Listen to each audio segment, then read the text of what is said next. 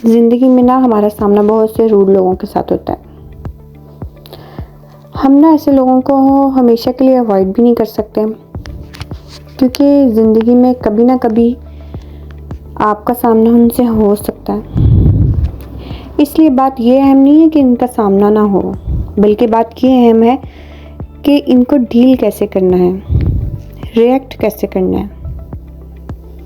Rude behaviour जिन लोगों का है उसको डील कैसे करना है, उसे रिएक्ट कैसे करना है। अगर कोई रूड बिहेवियर करने वाला पर्सन आपकी इंसल्ट करता है तो आपने इन्हें रिस्पॉन्ड कैसे करना है।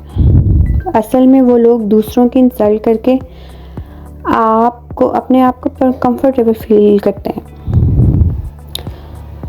ऐसे लोग हमेशा नेगेटिव पीपल होते हैं। वो अपनी कमज़ोरियों पर फोकस नहीं करते, बस दूसरों को नीचा दिखाकर खुश रहते हैं। या हम ऐसे भी कह सकते हैं कि ऐसे लोग जो आपसे जेलस होते हैं, आपके काम से, आपकी कामयाबियों से जेलस होते हैं, इन सब को कैसे रिस्पॉन्ड करना है, आज की वीडियो में हम ये देखते हैं।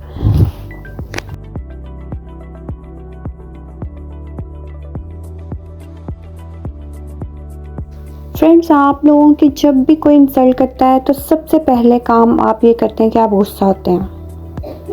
आपका सबसे पहला रिस्पॉन्स होता है एंगर, गुस्सा खाते हैं। और ये ना हम सबका कॉमन रिएक्शन है कि कोई भी हमारी इंसल्ट करता है तो हम क्या करते हैं, आगे से गुस्सा होते हैं। इंसल्ट को डील करने का ना सबसे वीक रिस्पॉन्स है ये। गुस्सा होने का मतलब होता है कि हम उसकी इंसल्ट को फील कर रहे हैं। ऐसे में सामने वाला पुरसुकून और ज़्यादा खुश होता है। असल में उसका मकसद भी यही होता है कि वो हमें ब्रेक डाउन करे, हमें नीचा दिखाए, हमें तोड़ सके, हमें अपनी राइट डायरेक्शन से हटा सके। इसलिए जब भी कोई आपकी इंसल्ट करे तो आपको पुरसुकून रहना है, कीप काम और कंपोज रखना है अपने आप को। इंसल्ट को रिएक्ट करने से बेहतर है कि आप इंसल्ट को रिस्पॉन्ड करें। फौरी तौर पर नहीं आपको रिस्पॉन्ड करना, बल्कि उसको ऐसा फील करवाना कि जैसे कुछ हुआ ही नहीं, ताकि आप इसकी बात को अच्छे तरीके से रिप्लाई करने के लिए अपने आप को तैयार कर सकें। दोस्तों, अगर आप अपनी इंसल्ट को रिएक्ट नहीं किया तो बहुत अच्छा किया, ये सबसे बेहतर है। लेकिन अगर आपका सेंस ऑफ ह्यूमर बहुत अच्छा है तो आपने इस इंसल्ट को मजाक के रंग में रिप्लाई करना है। This is the best way to respond insult. आपने अपनी इंसल्ट को मजाक की तरफ ले जाना है, उसकी बात को सीरियस लेना ही नहीं है। इससे अगले बंदे की बात का असर भी ज़ाहिर हो जाएगा और हम रिस्पॉन्ड भी कर लेंगे। सामने वाले को बहुत ही नाइस एंड पोलाइट वे में मीठी मीठी सुना देनी है आपने। बात को उसी वक्त ही पलट देना है आपने। बात को सीरियस ही नहीं लेना, ऐसे फील करना जैसे कुछ हुआ ही नहीं। सामने वाले को जवाब भी मिल जाएगा और उसकी बात का असर भी ज़ाया हो जाएगा। अच्छा, मैं एक ना आपको एग्जांपल देती हूँ। जैसे हम किसी पार्टी या फंक्शन पे जाते हैं और सामने वाला आपके लिबास का कोई मजाक उड़ाता है, ये तंज करता है, तो आपने उसे हंसते हुए अंदाज में ये कहना है कि ड्रेसिंग सेंस तो हमने जनाब आपसे ही सीखनी है, इसलिए आप अपनी ड्रेसिंग सेंस पे तवज्जो दें ताकि हमारा भी कुछ भला हो जाए। लेकिन आपने एक बात याद रखें, बात करने का अंदाज बिल्कुल नेचुरल होना चाहिए। Your tone of voice should be natural, normal.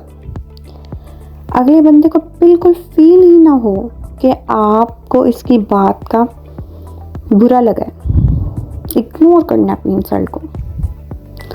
लेकिन अगर आपका सेंस ऑफ ह्यूमर अच्छा नहीं है तो बेहतरीन तरीका भी यही है कि आपने अपनी इंसल्ट को इग्नोर कर देना है। वक्ती तौर पर ही सही, आप इसे नज़रअंदाज करें। लेकिन इंसल्ट होते ही हमारे जहन में ये सवाल आता है कि मैं क्यों इग्नोर करूं अपनी इंसल्ट को, मैं उसे करारा सा जवाब दूंगी, मैं उसे करारा सा जवाब दूंगा।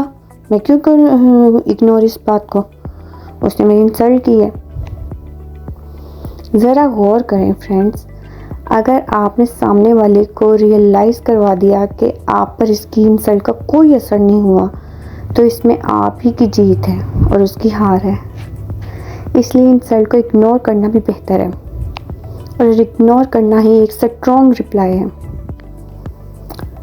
आप इससे भी ऐसे बिहेव करें जैसे आपने इसकी बात को सुना ही नहीं है, बिल्कुल इग्नोर कर दें। ऐसे में आप उसे रियलाइज़ करवा रहे होते हैं कि आपकी नज़र में उसकी कोई अहमियत ही नहीं है। पता नहीं वो क्या फजूल बात कर रहा है या कर रही है। अच्छा, फौरी तौर पर तो आप अपनी इंसल्ट को इग्नोर करते हैं, लेकिन बाद में आपने काम करना।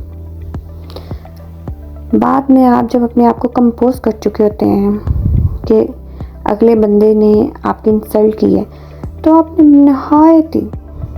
नहायत ही नॉर्मल अंदाज में बहुत ही अच्छे तरीके से सामने वाले को रियलाइज़ करवाना है कि उसने आपकी इंसल्ट की थी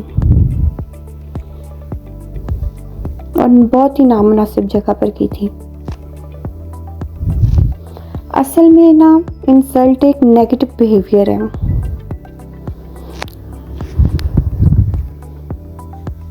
आपको इंसल्ट के बाद कुछ ऐसा करना है ताकि उस नेगेटिव बिहेवियर का इम्पैक्ट ख़त्म हो सके। आप कुछ अच्छा प्लान कर लें, वॉक पे जाएं, शॉपिंग करें,